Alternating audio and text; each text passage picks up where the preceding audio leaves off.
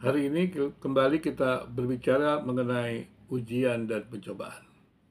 Saya sudah menjelaskan bahwa pencobaan berasal dari iblis. Karena iblis menginginkan kejatuhan manusia, ingin menghancurkan manusia. Tetapi ujian adalah mengerjakan sesuatu yang baik. Karena ujian berasal dari Tuhan.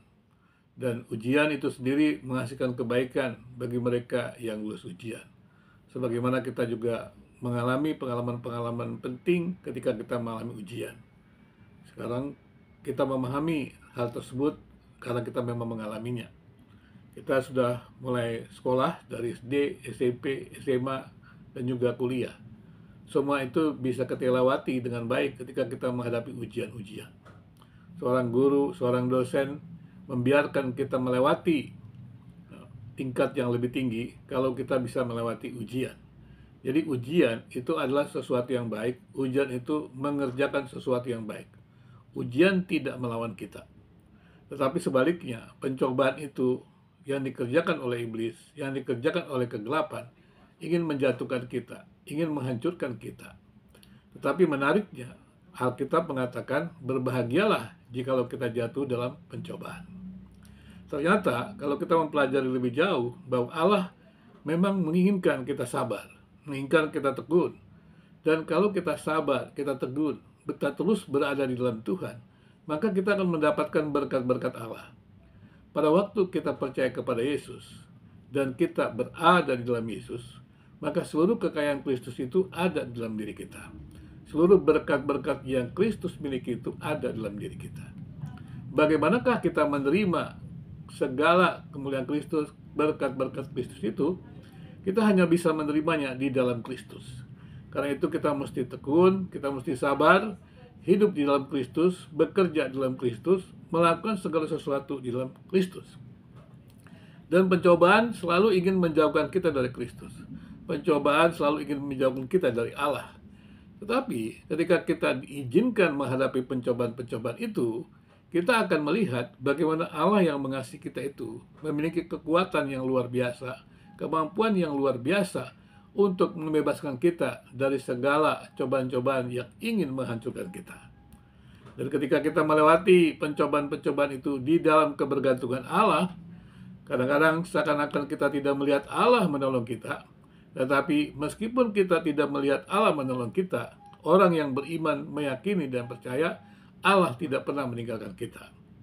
Ketika kita melewati pencobaan-pencobaan itu, kita akan menjadi yakin, kita akan menjadi dewasa, meskipun mata kita, panca indera kita tidak melihat kehadiran Allah dalam setiap persoalan kita. Sesungguhnya Allah tetap hadir. Jadi kehadiran Allah tidak bergantung kepada kemampuan panca indera kita untuk melihat kehadiran Allah. Karena Allah yang transenden itu tak mampu dijangkau dengan panca indera kita. Maka dengan demikian, ketika kita tahu panca indera kita yang terbatas dia tak mampu melihat kehadiran Allah, tetapi Allah tetap hadir, maka kita akan sabar ketika kita menghadapi tantangan pencobaan, meski seakan-akan kita tidak melihat pertolongan Allah.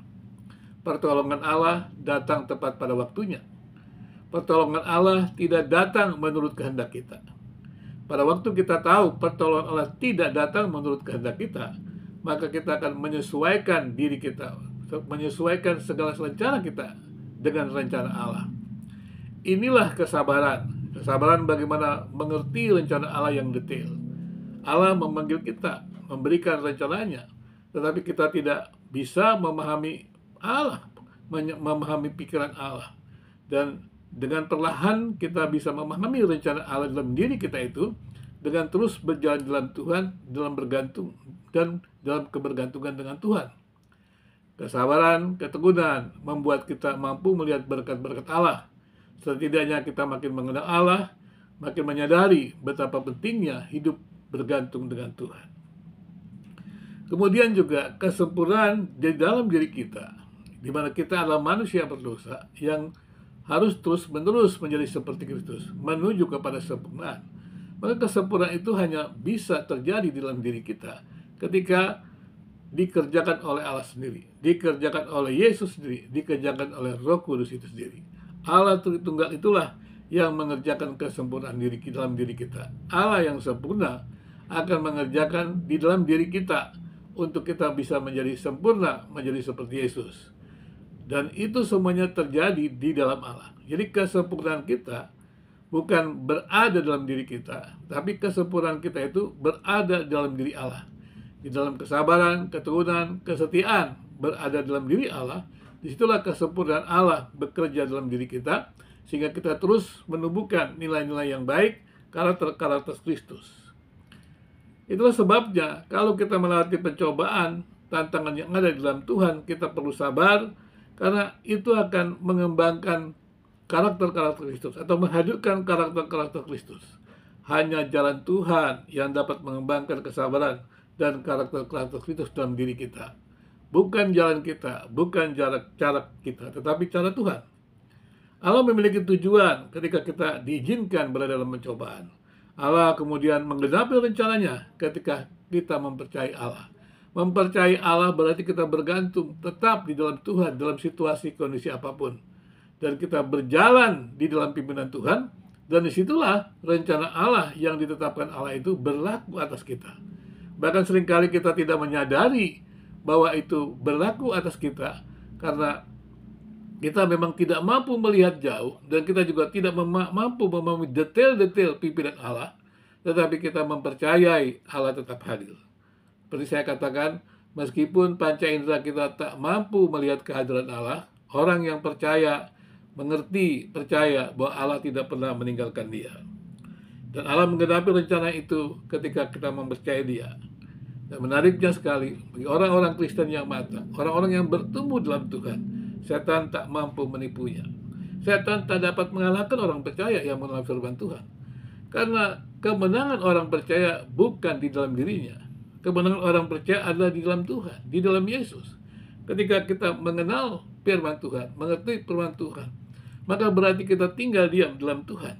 Ketika kita tinggal diam dalam Tuhan, berarti kita berada dalam kekuatan Tuhan. Jadi kita melayani Tuhan, bekerja, dan melakukan segala sesuatu di dalam Tuhan.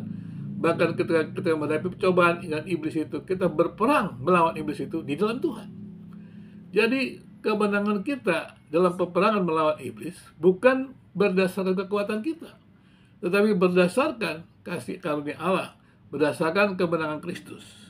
Karena itu kita perlu bergantung kepada Tuhan, bergantung dalam segala sesuatu yang memang Tuhan kehendaki untuk kita kerjakan. Artinya mempercayai Tuhan dalam segala sesuatu. Dan dengan mempercayai Tuhan dalam segala sesuatu, bergantung kepada Tuhan itulah, maka kita akan menjalani hidup ini dengan kemenangan demi kemenangan. Dan kemenangan demi kemenangan yang kita terima itu bukan kemenangan karena usaha kita, tetapi karena kemenangan Kristus. Tapi kita bisa menikmati kemenangan-kemenangan itu karena kita berjuang, bekerja di dalam Kristus. Dan Kristuslah yang menganugerahkan kemenangan itu. Selamat berkarya.